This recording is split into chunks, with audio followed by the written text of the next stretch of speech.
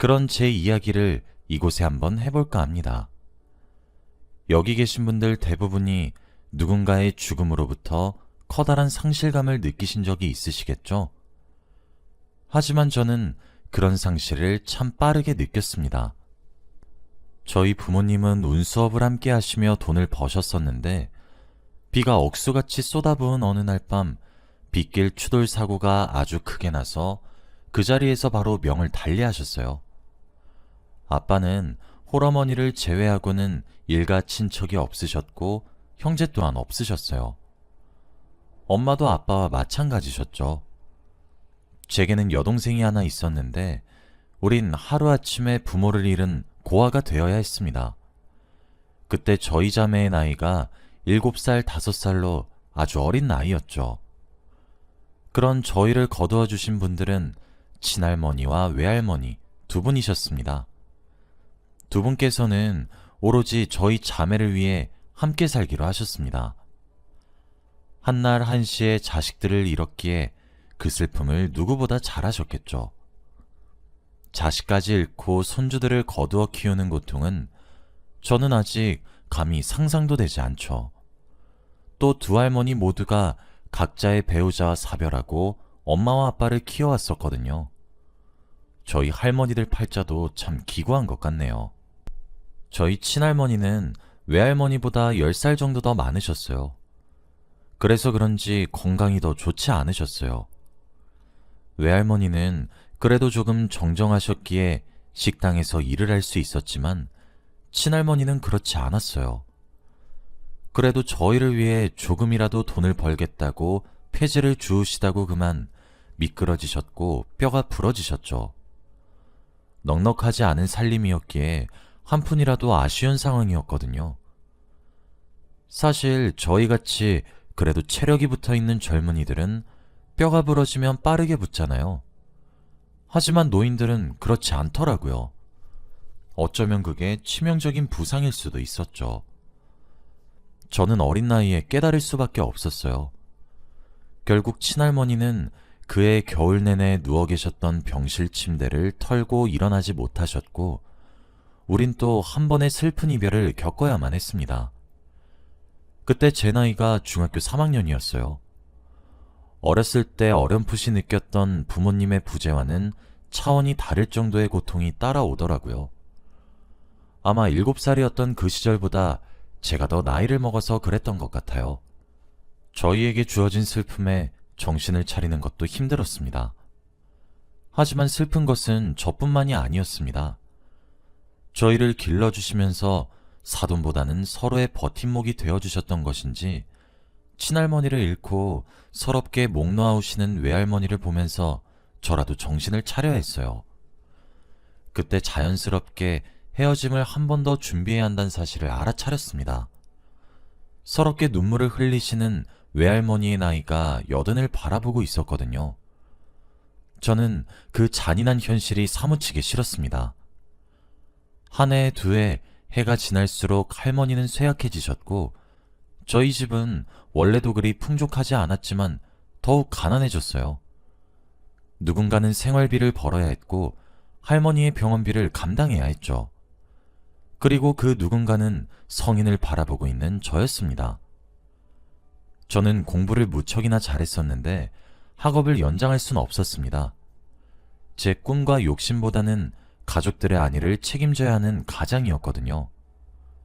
초등학교를 졸업하고 난 이후 바로 취업 전선에 뛰어들었고 작은 중소기업에 취업을 하게 되었어요. 제가 대학을 진학하지 못하는 것이 한이 되었는지 제 여동생만큼은 대학교까지 보내고 싶었습니다. 미성년자일 때는 돈을 버는 것조차 어려웠는데 확실히 취업하고 나니까 목돈을 만질 수 있게 되더군요. 그렇게 제 나이 20, 다른 사람들은 본인을 치장하고 꾸미고 캠퍼스 생활을 즐기던 때에 저는 화장기가 없는 얼굴로 아침에 출근을 해서 밤에 퇴근하는 삶을 선택했습니다. 아등바등 살았지만 열심히 살아가는 저를 보고 저희 회사 사장님이 대견하게 여기셨어요. 그리고 제게 선짜리 하나를 제안하셨죠. 그렇게 22살에 나간 선짜리에서 지금의 남편을 만났습니다. 남편은 참 좋은 사람이었습니다. 무엇보다 마음이 너무 따뜻한 사람이었어요. 말 한마디를 해도 참 다정하게 말을 했고 제게 의지가 되어 주었죠. 모든 장녀들이 그렇겠지만 저는 제가 동생과 할머니를 챙겨야만 한다는 강한 책임감을 아주 어렸던 나이부터 가지고 있었어요. 그래서 누군가에게 저를 의지한다는 것 자체가 조금 어색한 사람이었죠. 하지만 남편을 만나서 의지할 수 있는 사람이 생겼을 때의 편안함이 어떤 것인지 알게 되었어요. 그런 남편에게 제가 빠지지 않을 수 없었죠. 남편과는 3년 정도 연애를 했습니다. 제가 25살이 되던 해 결국 쇠약해진 외할머니마저 저희 자매와 이별하게 되었습니다. 할머니는 제가 성인이 되던 순간부터 조금씩 시름시름 앓기 시작하셨어요. 저희를 돌본다고 본인 몸을 챙기지 못한 것이겠죠. 불효도 이런 불효가 있을까 싶더군요. 조금씩 병약해져가는 모습을 보면서 이별을 마음속으로 준비했지만 아무리 준비된 이별도 슬프긴 매한가지라 많이 힘들었습니다. 그때 제 곁에서 남편이 참 많이 도와줬어요. 저와 여동생 둘 다 넋을 놓고 아무것도 하지 못하고 있을 때 저희 할머니의 장례 절차를 밟아줬고 조문을 받아주면서 참 많은 도움을 주었거든요. 외할머니는 친구처럼 지내셨던 친할머니와 같은 곳에 묻었습니다. 바로 옆자리예요. 차가운 땅에 유골함을 묻던 그 순간 남편이 그러더라고요. 할머님들 걱정 마시고 지연이 제가 잘 챙기겠습니다. 우리 처제인 지혜도 걱정하지 마세요. 제가 곁에 끝까지 남아 결혼도 시키고 잘 살도록 도울게요. 그러니까 편히 눈 감으시고 좋은 곳 가세요. 그 말에 저는 남편과 결혼을 결심했습니다. 남편도 그때 저와 결혼해서 세상에 외롭게 남아있는 저희 자매를 끝까지 지켜주고 싶다고 생각했다더군요. 하지만 그 과정은 그리 쉽게 진행되지는 않았습니다. 남편은 외동아들이었어요. 시아버지는 마음이 따뜻한 분이셨지만 시어머니가 정말 독한 사람이었어요. 시어머니는 머리에 띠를 두르고 단식 투쟁까지 하면서 저희의 결혼을 반대했습니다. 하지만 남편은 자신의 뜻을 굽히지 않고 저와의 결혼을 계속해서 추진했습니다. 제가 아니라면 평생 독신으로 혼자 늙어 죽겠다고 더 큰 강수를 두니 시어머니가 결국 백기를 들었죠. 당시 제 나이는 26이었고 남편은 그보다 많은 31살이었어요. 그렇게 어느 겨울날 저희는 부부가 되었습니다. 결혼하는 날 하늘에서 눈이 펑펑 쏟아져서 모든 사람들이 잘 살게 될 거라고 축복해 주셨어요. 그리고 저도 그렇게 되기를 기도했죠. 하지만 현실은 그리 쉽지만은 않았습니다. 남편은 제 여동생과 함께 셋이서 살자고 먼저 배려해 줬습니다. 사실 저도 여동생이 내내 마음에 걸렸었는데 남편이 말해줘서 고마웠어요. 하지만 이 사실을 알게 된 시어머니는 신혼집 문턱이 다를 정도로 드나드셨죠. 당시 여동생은 저와 남편의 관계가 저로 인해 틀어지게 될까 차마 말하지 못했다더라고요. 나중에 알게 된 사실은 저희 부부가 없는 사이 제 여동생에게 그렇게 모진 말을 퍼부으셨다는 거였습니다. 제 여동생에게도 그렇게 하셨는데 제게는 어떠셨겠습니까? 저는 시어머니를 보면서 말로도 사람을 죽일 수 있다는 사실을 아주 뼈저리게 알게 되었습니다. 고아라고 우리 자매들을 일커드며 비난하고 멸시하는 것은 기본이었어요. 배운 것이 없다고 사람을 바보 취급하시는 것은 양반일 정도였죠. 저희 부모님과 할머니들 제사 지내는 것조차 못마땅해 하셨어요. 가장 마음의 비수가 되어 꽂혔던 말은 가족 잡아먹은 년들이 우리 아들 잡아먹는 건 아닌가 모르겠네 였습니다. 시어머니는 항상 저에게만 들릴 듯 말 듯 그런 폭언을 일삼았고 저는 멍청하게 입을 꾹 다물었어요. 남편은 이런 사실을 알면 시어머니에게 불같이 화를 내며 그만하라고 했었거든요. 그런데 남편이 그렇게 굴 때마다 시어머니는 저를 더욱 증오하기 시작했죠. 제 생일 하나 기억하지 않으려고 하신 건 예산일이었어요. 제가 희생하는 것이 매우 당연하다는 듯 강요하시기 시작했죠. 처음엔 저도 시어머니의 요구 조건을 다 맞춰드리려 했습니다. 그때는 그게 방법인 줄 알았거든요. 하지만 요구 조건은 날이 가면 갈수록 늘어났고 전 지쳐갔습니다. 그러기를 3년 정도 했었어요. 그 사이 여동생이 결혼을 하게 되었고 우리 집에서 분가를 시작했죠.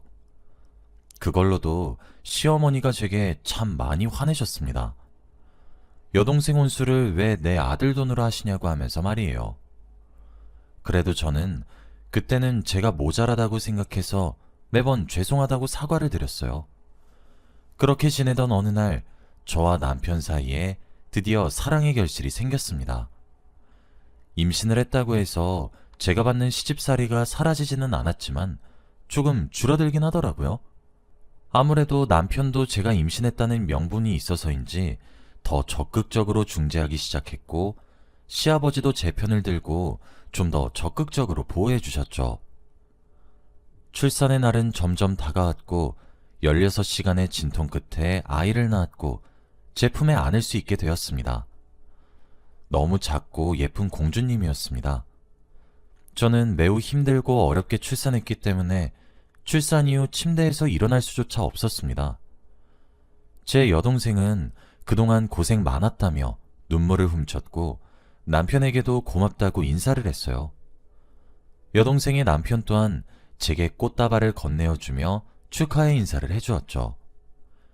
그때 시부모님이 병실에 들어왔어요.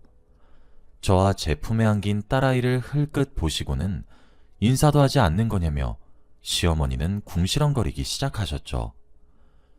그러다 혼잣말로 들릴 듯 말 듯 에휴, 아들을 낳았어야지 라고 하시더군요. 그래도 손녀 얼굴을 보시면 웃어주겠지 작은 기대가 있었는데 아니더라고요. 시아버지는 그런 시어머니에게 여보 그만 좀 해 하며 말렸고 남편도 엄마 또 왜 그러시는 거예요?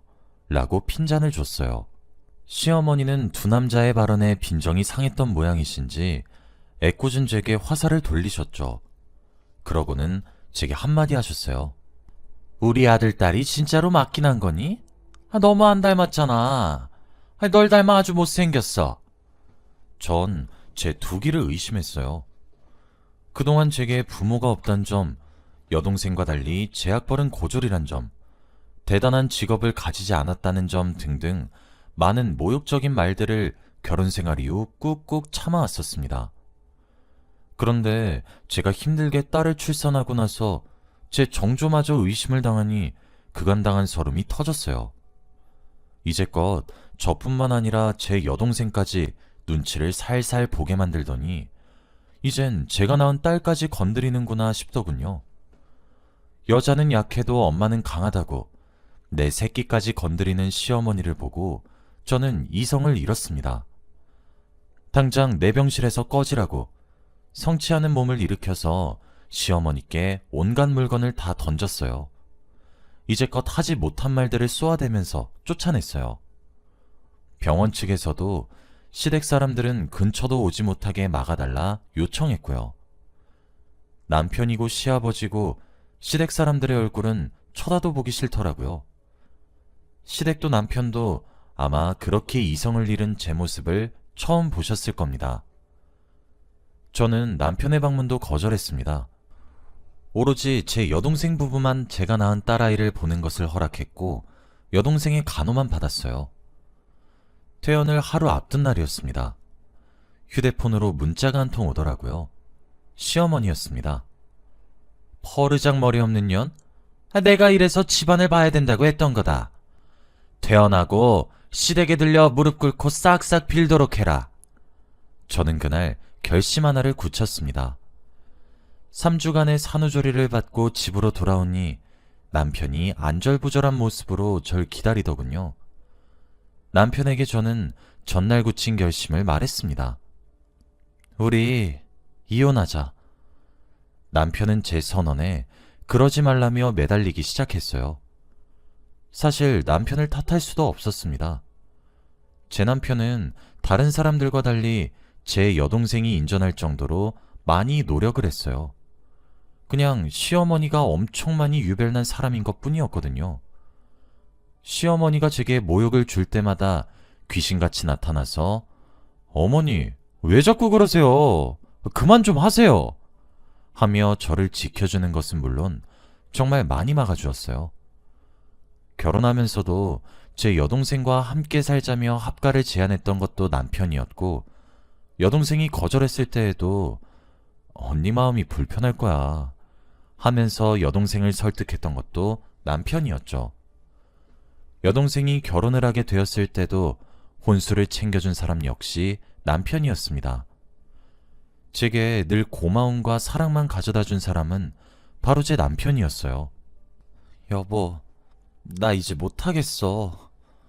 부모가 없는 게 학벌이 나쁜 게 내 탓이야? 아니잖아. 내가 뭘 그리 큰 잘못을 했길래 내 딸까지 당신 딸이 맞냐는 그런 모욕을 면전에다가 들어야 해? 그것도 내 동생 부부 앞에서. 당신이 그동안 애써준 거 다 알아. 하지만 나 정말 이제 더는 못해. 지연아, 그러지 마. 내가 더 잘할게. 미안해. 우리 딸 태어난 지 아직 한 달도 안 되었잖아. 어? 지연아, 시댁하고 연 끊고 살자. 나만 왕래할게. 너 두 번 다시 마주치게 하지 않을게. 제발 이혼은 다시 생각해줘. 남편은 본인이 더 잘하겠다며 저를 설득했고, 저도 남편을 무척이나 사랑했기에 저와 제 딸은 시댁에 보여주지 않는다는 조건으로 이혼을 무산시켰습니다. 시아버지께서도 제 선택을 존중하다며 미안하다 연락해 오셨죠. 시어머니를 안 보니까 그제야 사는 맛이 나더군요. 남편과도 시댁 문제만 아니면 아무런 문제가 없었거든요. 그렇게 몇 년이 지나니 또 제 뱃속엔 새로운 생명이 태어났어요. 이번엔 아주 멋있는 왕자님이었죠. 저는 시댁에 제 아들도 보내지 않았습니다. 저만 연을 끊을 것이 아니라 생각해 제 딸도 아들도 남편이 인사시키고 오겠다는 것을 결사 반대했거든요. 그런데 태어난 아들이 궁금하기는 하셨던 모양인지 남편에게 계속 연락해 오기 시작했어요. 그런데 또 제가 아이를 낳아서 부모가 되기도 했고 시간도 꽤 흘러서인지 오죽하면 저렇게까지 하면서 손주들이 보고 싶을까 싶었어요. 미웠던 마음도 많이 희석이 되어 있기도 했고요. 그래서 1년에 명절 하루 정도 애들 얼굴을 보여주고 그러기 시작하다 다시 왕래를 하기 시작했죠. 제가 미쳤던 거죠. 사람은 쉽게 변하지 않는데 말이에요. 시어머니는 그대로 독불장군이셨고 할 말 못할 말을 가리지 않으셨죠. 하지만 저는 달라졌습니다. 저는 제 아이들을 지켜야 했어요. 그래서 그 옛날 지고지순하고 온순했던 며느리는 하지 않기로 했죠. 시어머니가 부당하게 행동하면 그 자리에 누가 있든 없든 신경 쓰지 않고 부당하다 말을 하기 시작했고, 제 말에 시어머니가 화가 나서 난리를 치기 시작하면 저는 눈을 뒤집으면서 더 크게 난리를 쳤습니다. 시어머니가 빽 소리를 지르면 저는 더 크고 더 길게 악을 썼죠. 제 딸아이를 괴롭히는 시어머니 손을 찰싹 때리면서 하지 말라고 무안을 주고 화도 냈고, 저를 밀쳐 넘어뜨리면 저도 시어머니를 밀쳐 넘어뜨렸습니다. 그래도 늙은 신분이라 침대 위나 소파 위쪽으로 말이에요. 제 딸아이가 태어나기 전에 며느리 모습은 온데간데 없으니 시어머니는 주춤하는 듯 했어요. 누울 자리를 보고 발을 뻗는다는 말이 틀리지 않았구나 싶었던 게, 그렇게 제가 똑같이 으르렁대기 시작하니까 옛날처럼 미친 듯이 괴롭히진 않더라고요. 그럴 수밖에 없긴 했겠죠. 제가 입에 개거품을 물고 늘어지며 이를 더 크게 만들었으니까요. 남편이 지켜주는 것은 여전했지만 그래도 지켜주지 못하는 경우가 반드시 생길 수밖에 없었고, 그때 저와 제 아이들을 지킬 수 있는 존재는 저밖에 없었죠.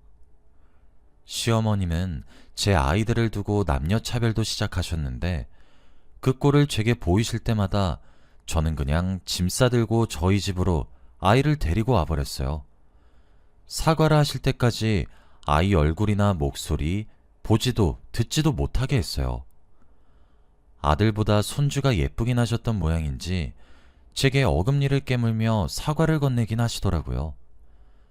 시아버지도 남편도 그런 제게 화를 내기는커녕 아무 소리 하지 못했습니다.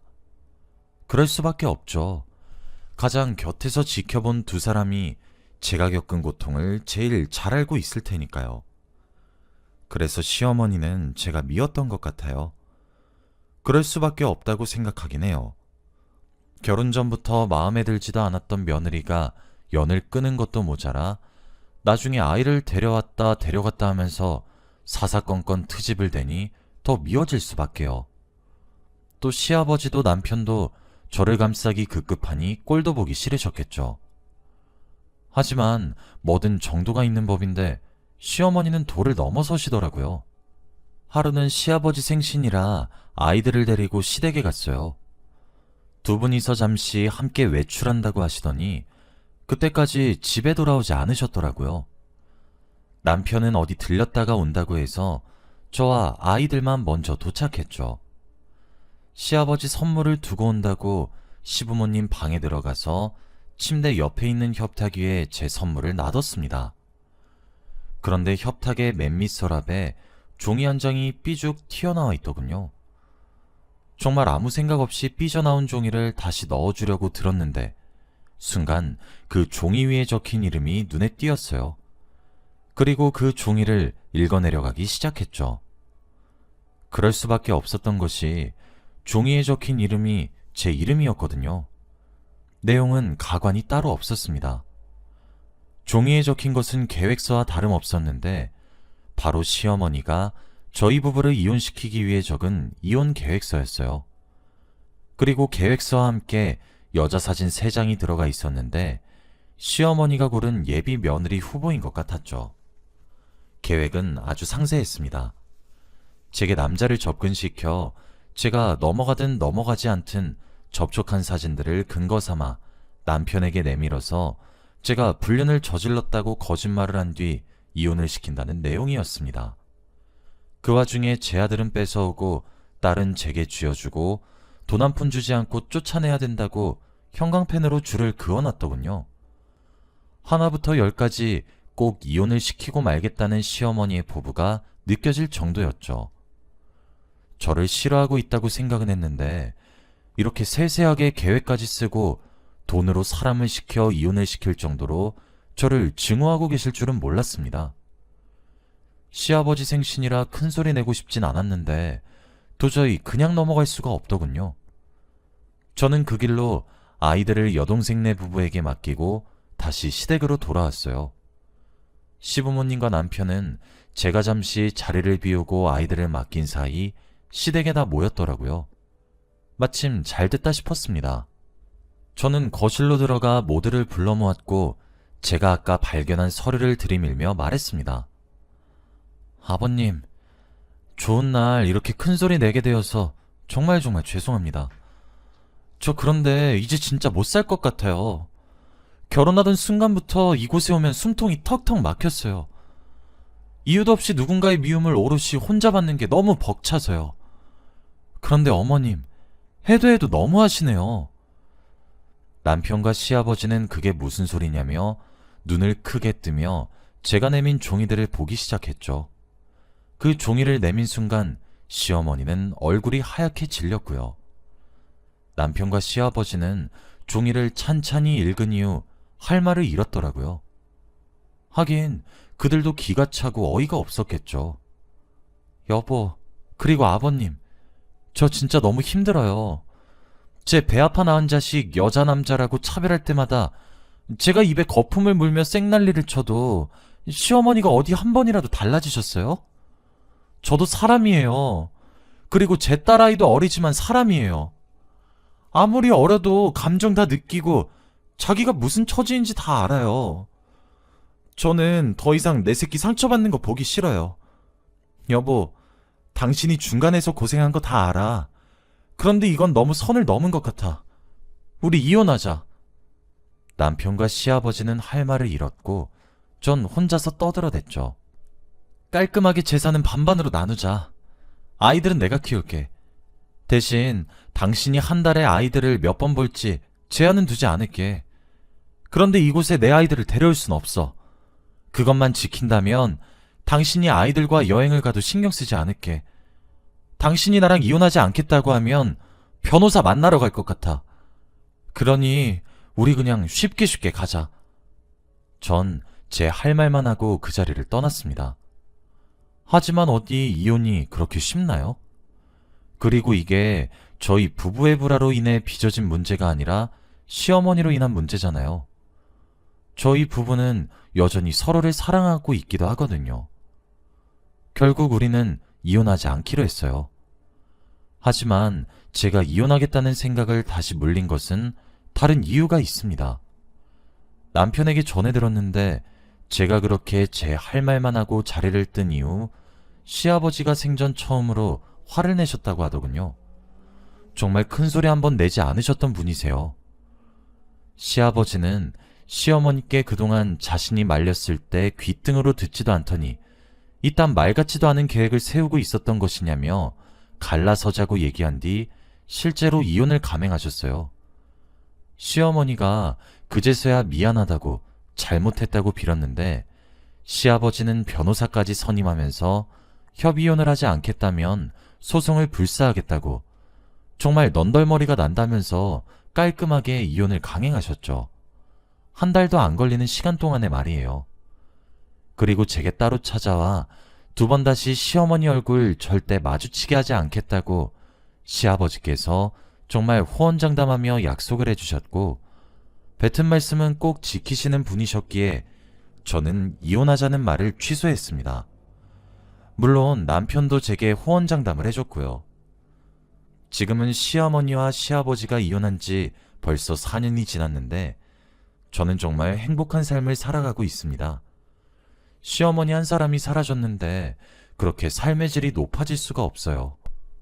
시어머니는 이제서야 그 높은 자존심을 다 버리고 제게 미안하다고 연락해 오기 시작합니다.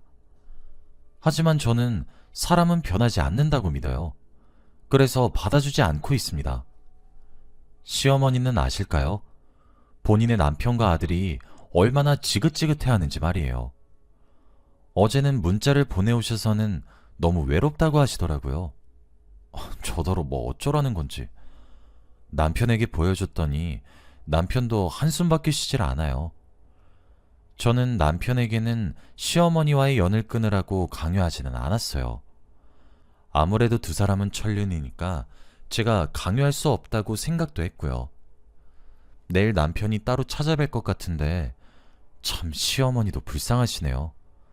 물론 그렇다고 해서 제가 다시 보듬으려 하진 않을 거지만요. 여기까지가 제 이야기였습니다. 저뿐만 아니라 모든 사람들이 심보를 조금만 더 곱게 쓰면 좋겠어요. 저희 시어머니 꼴이 나지 않으려면 말이에요. 긴 이야기 들어주셔서 감사합니다.